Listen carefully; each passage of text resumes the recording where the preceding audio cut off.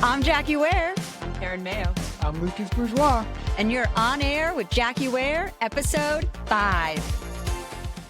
Hello and welcome to On Air with Jackie Ware, the podcast where we dive deep into the stories and experiences that shape our company and our industry. I'm your host, Jackie Ware, and today we have two very important guests with us. Joining me on air is Bourgeois and Caren Maio from 100. So glad you guys are here. Thanks for having us. Thrilled to be here. It's going to be great. Welcome. Okay, let's start from the beginning. Let's talk about the F word. Do it. Fraud. Always. All right, so I want to get to know a little bit more about you and for our viewers to know. So what initially drew you into the multifamily industry? You want to go first? I'll start. It was a fluke. It was not intentional. I had graduated in 2007. It was a downturn of the recession and needed a job. And I got a job at a collection agency for the multifamily industry. Ooh, fun and fancy. You know, it's kind of like going full circle, right? Fraud, Bourgeois. collections. That's true, yes. Yeah, so I just kind of ended up escalating from there. And here I am today with 100, but it was a fluke and not intentional. I think that's how most people get into the industry. Yeah. So I think same in many ways. It wasn't intentional. I dove in head first. So I started a company in the space and people were like, do you know anything about multifamily? And I was like, no, but I'm going to try really hard to figure it out. And I'm going to surround myself with really smart people and hopefully we'll get there. So my co-founder and I jumped in, started a business called Funnel and figured out what multifamily was all about, what the industry needed. And it's one of those industries, I feel like once it sucks you in, you never leave. You're not going anywhere. So Caren, what did you do before you started Funnel? So I was at the Wall Street Journal before that, and I was at Nike before that. So I was fascinated by how brands were getting built, and Nike to me was like such an iconic brand. So I wanted to learn more about that. So such a big contrast between the two, and then jumping over to multifamily. Yeah. What made you think this is an industry for me? Like, how did that even happen? It's a good question. I was always that like weirdo. Whenever a friend of mine was like, I need to find a new place to move, I need to look at a rental, I'm like, I'll help. I was just fascinated by real estate. I loved real estate. And as I got closer to it, I was like, technology, and this is back almost 15 years ago, where I was like, I feel like technology isn't playing as big of a role as it is in other industries. Mm-hmm. And it feels like it's just a matter of when, not if. So being a frustrated apartment renter, I started digging in and learning more and surrounding myself with great people. I was like, oh, this is an incredible industry. And I just fell in love with the people. I fell in love with the industry and, you stay. You do. You start from collections and here you are today now making sure people don't get in collections. 100%. Full circle. So how exactly did you land your first job? You were just trying to get one, right, after graduation? Exactly, yeah. Trying to get one, and I interviewed multiple times and ended up like just going in totally prepared and getting the job at a collection agency called PDM back in the day. Okay. But the job that I feel like made me in multifamily was Rent Path, or back in the day Apartment Guide. Yeah. So landing that was something that like I had aspired to do. Always watched these folks in the apartment industry, and I was like, I want to be in outside sales because I was in inside sales at this company, Yeah. and that is totally different than what my skill set I feel like can do for an industry. That's for sure. That's when I met you. Yes. You charmed me then. Love it. Did you have a mentor who guided you during your early days in the industry? I did. His name's Dave Dexter. He hired me at RentPath and is still my mentor today. So he really showed me the ropes of outside sales, like keeping it, he always said, light, tight, and bright. Make sure you're prepared, make sure you're very light on the content, and like bright, like everything in one sentence that you need to articulate. So he taught me a lot, but he still coaches me personally and professionally. Yeah, I think he does that for a lot of people, you know? I think I've received some advice from him, actually. He's one that has been in multiple industries and knows business, and I'm very thankful to have him as a mentor. What about you? More on the tech and sort of venture startup side. Two of them are incredible women. One of them leads a seed stage fund out in San Francisco. Her name's Jenny Lefcourt. The other one is an angel investor. who's been a prominent angel investor in women-led businesses. Her name's Joanne Wilson, and they've been just incredible sources of support for me. And starting out and being an early first-time founder, female founder, and CEO, having these two really strong, incredible women in my corner from jump has been incredible. So I do. I believe everybody needs a good mentor. At different phases, it may change, but you need one. totally. What were some of were there any like pivotal moments when you first started in the industry that got you hooked, that you were like, this is where I'm going to lay my career out in? I think like the first NAA I went to, so back in the day at Apartment Guide / RentPath, it was a sales contest. Whoever sold the most in a market was qualified to go to NAA. And I remember walking to that trade show floor, and it was like a trade show on steroids, right? Like I've been to like the small Jacksonville apartment trade show, and this was just something that I was like, oh my gosh, our industry has so much technology and like vendors and people that I didn't realize like it could actually be at this scale. It really sucked me in, and just the people in this industry, right? They become your friends and family, and that's what I think like really keeps me here. Is I never go to work unhappy, and I really enjoy being around the people in this industry. Yeah, you've been able to make some really strong connections and keep them. Yeah. I consider I'm thankful to have a lot of the friends that I have in this industry. So that's great. I don't see myself going anywhere anytime soon. That's what I like to hear. Yeah, and it's you signed the contract. That's it. We're building a company. Yeah, you're stuck. And it's funny too, because even like surprising connections too, like you talk about long-standing ones. It's like a few years ago, I don't think competitors, from competitors. Yeah, from to, competitors to friends. Yeah.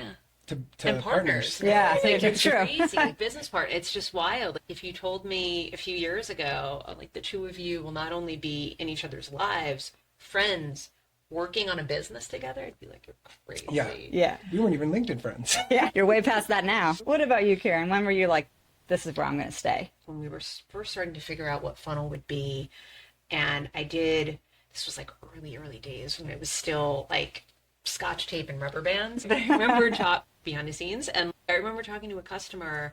I was like, why don't you just try it? And they were on spreadsheets and whiteboards, and they were trying to keep track of all their information. And we went back in 2 weeks later. I just popped in, and I was like, we didn't have tracking software at that point. So I was like, I just want to see if they're even using this thing. And it was like it was a very early MVP. And I saw screens open with our product. There were like multiple screens. And I just had this moment where I was like, it's so awesome building in this industry, because people were excited about what we were building. People wanted technology. They just didn't know necessarily how to make it fit their use case. So that was like a pinch me moment where I was like, man, this industry is great. Fast forward, and there have been plenty of points in between this story and, the last one. But I remember being at a conference, and this was just after COVID. And the world was starting to open back up, and we were all together. And I was like, this is like family. This industry, it's like coming home. It just felt like a homecoming where we had all been so isolated, and everyone was just so happy to be together. Yes. Right? I remember those first days after COVID. It was wild times when you weren't looking at somebody like, oh, I don't know if I should talk to you or not. Yeah, and it was just this feeling of like camaraderie, and it was like, oh man, like there's nowhere else I'd want to be, because the people are just so great. Yeah. So that was another. Oh, that's so great. And I think like the products that we've stood behind in our careers to actually solve problems and like see results and the day-to-day impact on like our customers and our partners' businesses is for me like very rewarding. Yeah, I can see that, because you guys are actually now especially creating something, and that leads us right back to the F word, to fraud in multifamily. So fraud is growing rapidly in our industry. Can you describe some of the most common types of fraud that you're seeing today? Yeah, I'd say generally it all starts at the base, which is identity, right? And identity, usually from what we see, it drives everything else, because, you could have something like financial fraud, whether it's first party or third party. Someone's maybe editing a bank statement or a date or a number. When you have identity fraud, it's usually the most insidious, because it's never just identity. It's identity. We call it identity and we're seeing that in about 70% of all cases. I believe around 84% of all cases are like actual falsification of documents, and we're all seeing it. It's an epidemic. It's everywhere. Right now. We were talking about it earlier, right? It's not isolated to just a couple of key markets. It's widespread. Correct. What are the early warning signs of fraud that multifamily professionals should look at during the leasing process? Yeah, I would say it starts at the ID, right? Having a technology where you can vet the people they are, who they say they are, right? If you can't pass ID, you really shouldn't pass go. Agreed. And so We shouldn't be showing you an apartment. There's no reason to show apartments or sync bank accounts, do background credit. There's just no reason. Pass ID, and you can then pass and unlock those other steps. And we're firm believers in that. Yeah, I couldn't agree more, especially with you. Now we can't even get people with the delinquency into collections because it's not even who they are. Yeah. I mean, fraud's gotten that deep. When you were in it, that really wasn't even a problem. At least you were always collecting on somebody who said they were who they were. Yes, and it's evolved so much, and technology continues to escalate. These fraudsters are getting more and more tech savvy, right? So we think stop them at the gate with ID, and it passes everything else. Agree. I'm interested to see what you guys have to say about this. So do you think that remote work and online leasing has impacted fraud in the industry, and why? Absolutely. Yes. Absolutely. I think that there are a couple things. I think 2020 was like this pivotal year, right, where it changed so much. And I think this idea of, oh wow, we now have to perform these activities remotely that we were performing on site up until 2 weeks ago, right? There was this mad dash, right, in March and April and May of, holy crap, we've got to get online and digitize. There were pieces, I feel like, of the tech stack that were maybe falling behind a bit, that maybe weren't fully digitized. And I think as an industry, we might have overcorrected a little bit, and we went the other way, and we're like, we need this solution and that solution and this one. And I think there was this mad dash to get all systems and processes online that could be accessed anywhere from home or from the office. And I think we're seeing some of the growing pains and the pain points around doing that, for sure. Yeah, just everybody in general becoming more tech savvy and taking advantage of the system.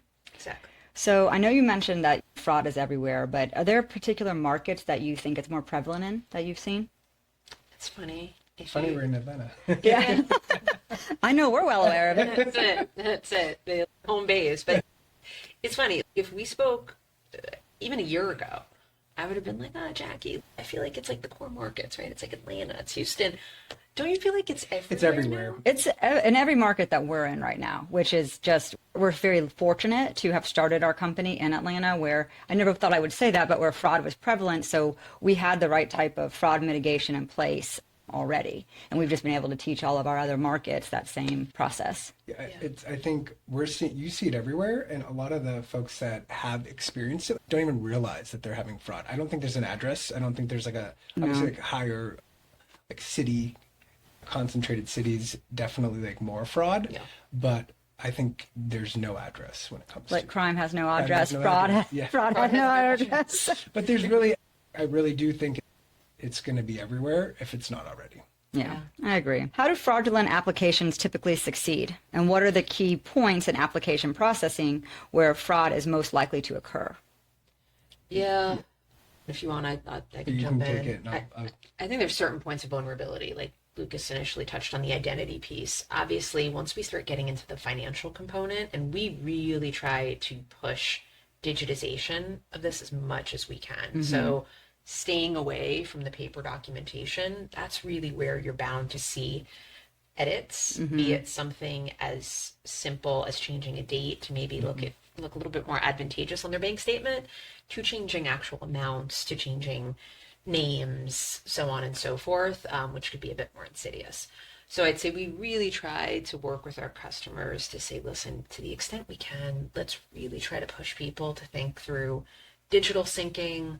Let's really make sure we have a backstop in place when that paper documentation has to be present, but let's be really thoughtful about it, because there's certain areas over the life and course of an application process where you see the likelihood of it spiking. That's for sure. Yeah, paper document. Yeah, so what we're looking for first is, because sometimes they can get past the ID. Yeah. They do have a real ID, but then they have the fraudulent documentation that goes, so it's a two-faced. Yeah, and constantly evolving. Right. Yes. How has technology changed the way fraud is detected in the multifamily sector? Well, you want to jump in on this one? No, because I know you're gonna have the better answer. I don't know about that. I don't know about that. I think we've seen it like anything, I think in our space, we've seen it in phases. I think there's always like a first version or first mover for anything.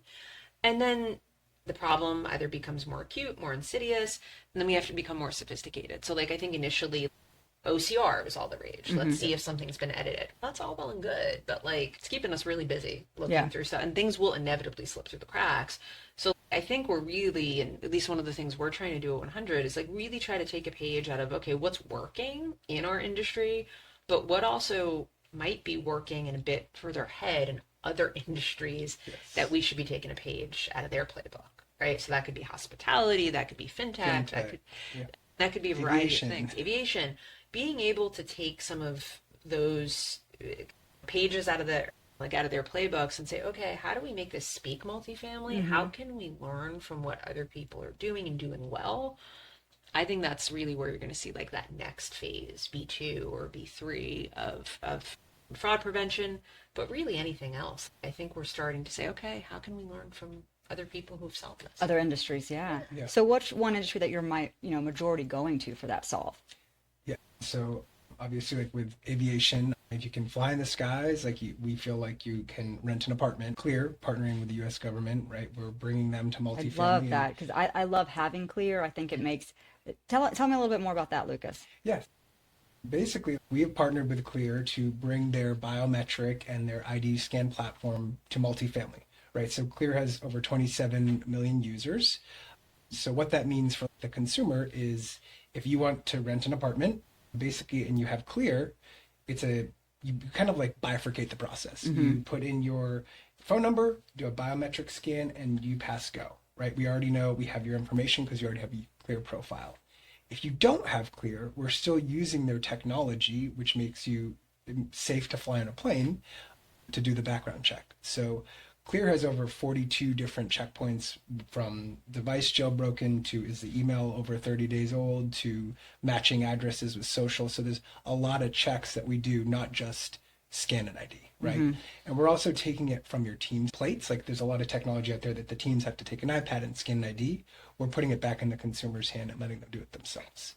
So we think that bringing best-in-class technology like Clear to multifamily is really going to help differentiate us. Yeah. So you're saying I could lease an apartment because I'm a Clear member? I'm pretty sure you could.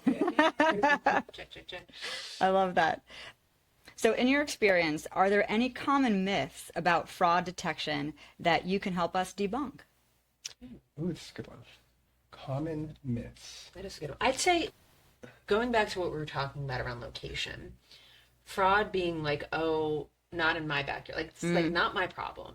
That's a problem that certain major cities experience, but not my maybe secondary market or tertiary market. I think we found that to be false, and I think that is going to increasingly become the case. I'll also say by asset type, right? Like I think people could say, oh, is that really a Class A asset problem?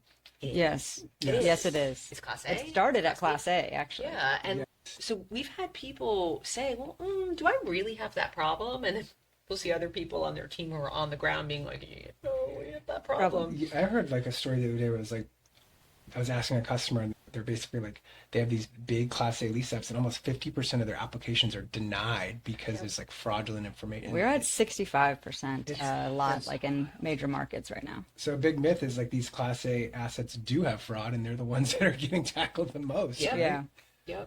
Yeah. So I'd say those location, just the fact that it's so widespread. I feel like we were in the state of, I don't think we realized how bad it was, and then I think it was a bit of a rolling process where people started to realize it. And I still think we come across people who kind of have their heads buried in the sand, and we're like, no, this is a huge problem. We have to solve for it.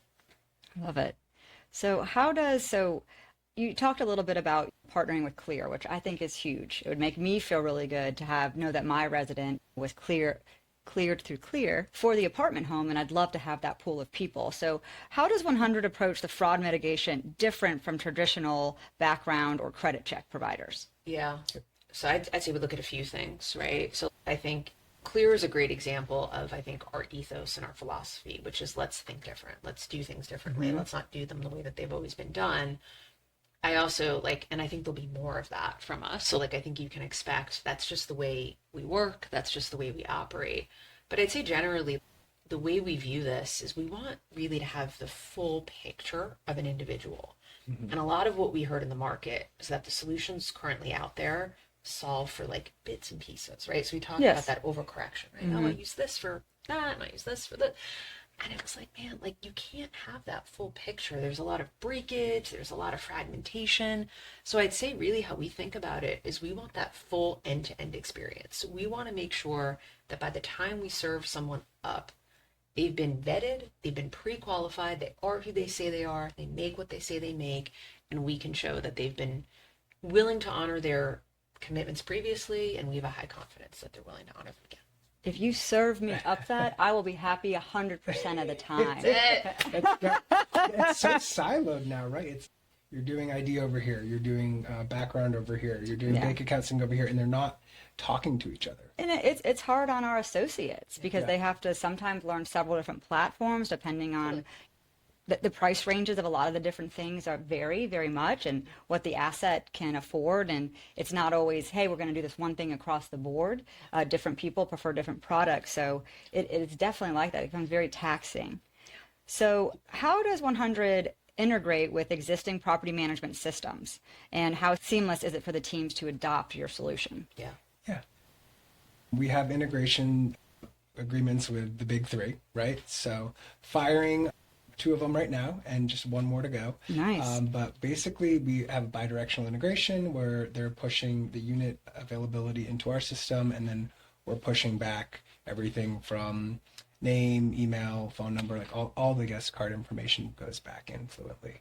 So just like any other integration you'd have, think about it like we were from CRM days, right? So we know these integrations, we know ins and outs about it, so we kind of built it. So my team's not going to have any problems. They don't have to, you're taking all the work off of them. That's what I'm hearing. We're on record right now. Yeah.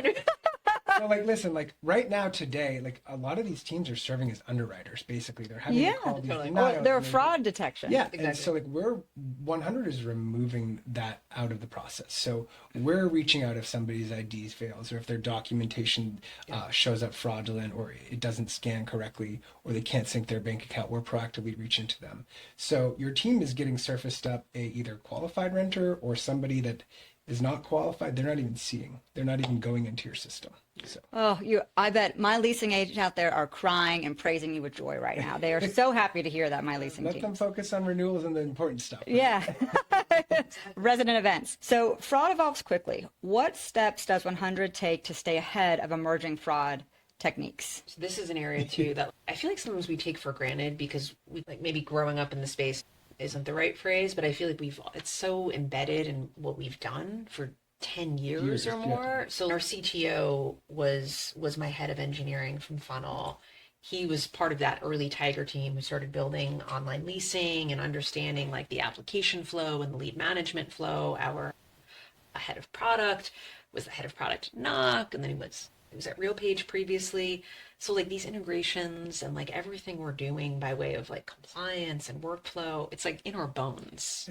Vishal is like almost like our CTO is overly compliant when it comes to all the jurisdictions. And so we will basically I don't know if you can be overly compliant today. The strictest jurisdiction we make sure we apply across the whole state. So that's something that like obviously we're going to be staying on top of, because if you're not compliant, then what's the point? But Vishal is definitely one that is investing heavily in compliance and making sure we adhere to all the strictest jurisdictions. Yeah, and I would just say innovation-wise, I think we're just thinking different. It's just a different way of thinking. Like this idea of pre-qualification, mortgage-style underwritings, bringing in things that didn't exist, like clear pre-approvals, doing these things and saying, hey, let's make it speak multifamily.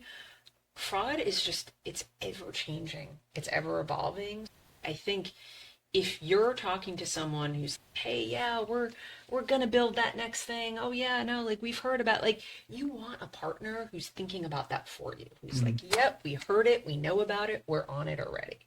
I think this is just one of those problems where you need someone who is cutting edge as a partner. Yeah. And what I like about it too is for the applicant itself, they apply through the system and then they don't have to keep on redoing that. Exactly. Yep. And they're obviously the qualified applicants get first choice anyway, but it's a better user experience for them. Totally. Yeah. Because I mean, having to go over and over again is not fun for anybody. No, that's exactly right. Does 100 offer any level of customization for any kind of specific fraud challenges or different property types or markets? You want me to take that one? I was going to say, we stack hands with various customers, right, to just really adhere to their business needs, right? Mm-hmm. Do we offer customizations? I would say you go. Yeah. Karen for all the hard ones. Karen's like, watch me. Because I'm going to say yes, and then she... No, listen, I mean, I'm a sales CEO. Like, I'm going to say yes, too. But, and then Michelle might be yelled. Yeah, it's like, wait. No, but listen, I think we want to work with early customers and say, listen, let's stack hands. Let's figure out what makes sense for particular regions, for particular assets. Let's figure out what makes sense for the industry. Let's do that. Let's not be so rigid where we're going to be stuck in our ways and be prescriptive. It's a careful balance because, I think we want our partners and our customers to challenge us. We also want to challenge them because I think that you want a healthy We need tension. to solve this. It's not one person's going to solve this. We have to work together to get it done. Exactly. You have to. So I think feeling, I don't know if this explicitly answers the question, but I think we want to create that healthy tension where we're driving towards, we all know what that North Star is. Because they're getting smarter, so we're going to have to keep going. We can't just say, here's the answer. Right. Yeah. They're going to figure out how to get it. Right. I think that's what's exciting about it is we're constantly going to have to adapt and evolve and really stay on top of the trends, right? Totally. So it's and The fraud fraudsters. trends. The fraud- fraudsters. Well, there's a lot out there. There are. I mean, they're very smart. I just think if they would apply themselves to real life problems, we'd probably have everything figured out. They're very smart individuals. Agreed. Not great individuals, but smart ones. Agreed. So I know you guys have been already running some betas and you're live on assets. So what type of feedback have you received from your multifamily operators that they already have the product? Yeah. People are rolling out. People are asking for more properties. Yep. We have wait lists for folks who are like, hey, I'm ready. And we're like, cool, great. Let's get you onboarded. Let's get you in the queue. So that's always a great sign, I think, on the PMC side. Yeah, and the feedback we're getting, we've also polled some actual renters, and they're saying like, this is frictionless, this is seamless, this was super user friendly. I finished my application in 10 minutes, and That's great. and the transparency also for them was like, hey, we're basically letting them know various items throughout the process. Hey, how long is your roommate taking to fill out an application, or stuff like that, where they didn't have this transparency before. Oh, So we're getting a lot of positive feedback in that manner. That's great. So what type of education do you offer the leasing teams, if any? Do they need any with how, easy the product is to use? Yeah, it's a great question. I think we still understand. So one, I'd say one of the great things about our product is the training is more of like, hey, here are all the things you get to stop doing. You don't have to do this anymore. Which is awesome. You can, now. Tell everybody's going to be flooding this, wanting this. Which is awesome. That said, change is still hard and it's still change, right? So I think we want to, this is another area where I think we're listening to what the market tells us. Like, cool, like we can tell you these are all the things you get to stop doing, but day one, it's change. So how do we soften the rough edges for you? How do we make it easier to make this shift? I think what we're finding is most people are like very excited to do it because they're like, yes, like I can go back to doing my actual job and not trying to be an underwriter. But I think we're just going to continue to stay close because we want to make it really easy to make the transition and have folks feel really comfortable and trust that they're in good hands. Yeah, we're really dedicating resources, like dedicated implementations and onboarding to make sure every company is different, right? So whether it's getting the leasing teams on a call or like having a call with the managers or regionals, like whatever it is, like we're kind of customizing per company. There's the customization. There's the customer. There we go. For you.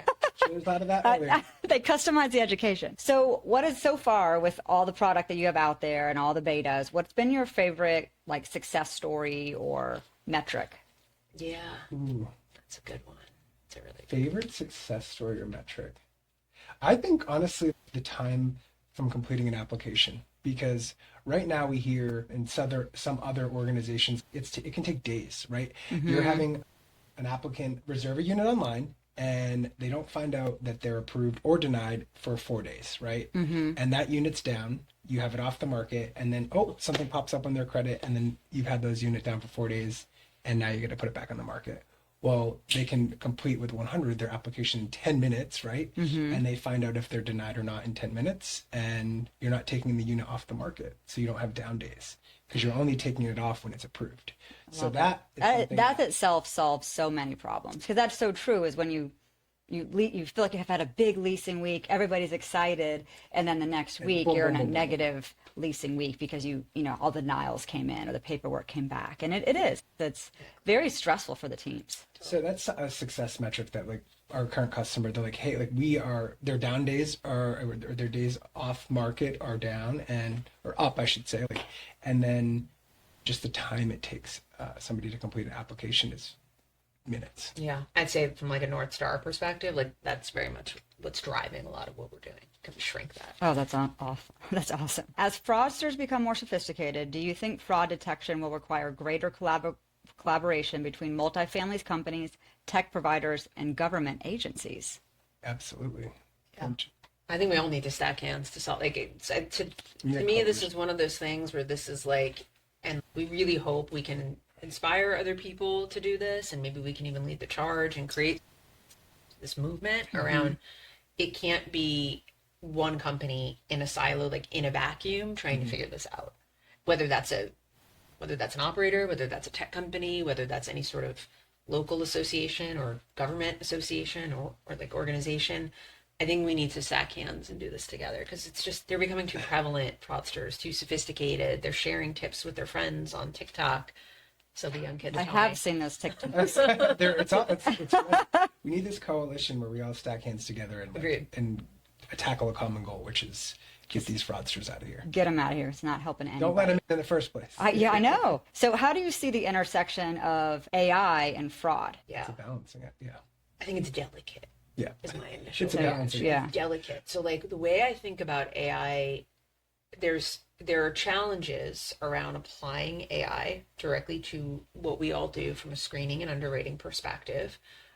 I think that there's a lot of fear around bias. There's a lot of fear around fair housing. Is there a lot of fear around, is the technology quite there yet? I think where AI and just general automation can be helpful is in helping gathering documents that we need and helping fill in gaps around how do we get to minutes in an application turnaround time or processing times. I think AI in the decisioning, we have to be very thoughtful about that. And that's an area where I think we're being a bit more cautious, because I think that it's fraught with regulation and questions and unknowns. And I think we really have to, like, the approach I want us to take as a company is like measure twice, cut once. Yep. Oh, love that. She says it a lot. Yeah. I'm sure. Slow down. Measure twice, cut once. If you had to predict one major fraud trend that the multifamily industry should prepare for in the near future, what would that be? One major fraud trend. Multiple. Don't scare us too much, Lucas. I know. One major fraud trend. I would say, like, going back to AI and just where the industry is headed, I think deep fakes and things that it's being able to prove you are who you say you are is going to be increasingly harder to do. And I think when we think about the type of partner we want to be, we want to stay ahead of those trends, stay ahead of the curve, incorporate new technology, incorporate new processes, continue to innovate, because we're not done, we're just getting started. But fraudsters are too. The challenge is that it's going to be increasingly more difficult to prove this is me. And I think anything we can do to backstop that, to not only give you the full picture financially and otherwise, but really making sure that we're avoiding these deep fakes and some of what's unfortunately really coming down the pike. It's scary when you look at what AI has been able to do. Synthetic fraud's very scary too. And that's something that I don't even know if a lot of folks are aware about there. So I think that's something we should keep an eye on as well. Great. Now that I'm terrified, let's move on. Maverick. Yeah, no, Maverick, good boy. What advice would you give to multifamily professionals looking to strengthen their fraud prevention measures? If you have to, those markets who haven't seen it a lot, they have to start somewhere. Yeah, I would say like they need to look at their tech stack and really evaluate what they have and what's working and understand what's out there, right? So I think some folks don't have anything. Others have too much and it's all siloed. I would say take a deep dive on what you have and talk to others on what's out there. Get 100. I can't believe I'm the one saying it and not you. Well, I have a couple things to add. I mean, yeah, I think like at the end of the day, we are very confident in our product and we feel like we're the best out there and we've proven it. So give us a shot and we'll prove it to you. And we don't cost the price per unit, which is a big thing for these companies because Agreed. Now at the end of the expense day, control. It's the bottom line is like these price per unit companies out there, like you're not using it on every single unit. So why are you paying a price per unit? And we like to talk about the F word, but sometimes we were going to make hats that said FPPU. Yeah. But we didn't get those printed yet. Yeah. But yeah, I think it's I'll look for one in the future. They're coming. yeah, I mean, like in a lot of these companies, like you have assets that just, you can't scale something a price per unit across your full portfolio because a lot of these assets have very strict budgets. So when you look at Get 100, we really stack hands with you to make sure it's a no-brainer across your portfolio. You can have a consistent tech stack across the portfolio and something that's talking to, we can do your ID, we can do your bank account syncing, your background check, eviction check, and employment verification all under one house. Yeah. One-stop shop. That's it. Yes. End to end. Well, thank you. I hope you're ending the F word. We want to end the F word, yes. The goal. Well, thank you both so much for joining me today. I appreciate it. I'm glad you made your fraudulent stop to Atlanta and Fraud tour. the fraud tour. And we're just so happy to have you. And I love learning about your product today. You're the best. Thank you for having us. We're so excited. Thank you. All right.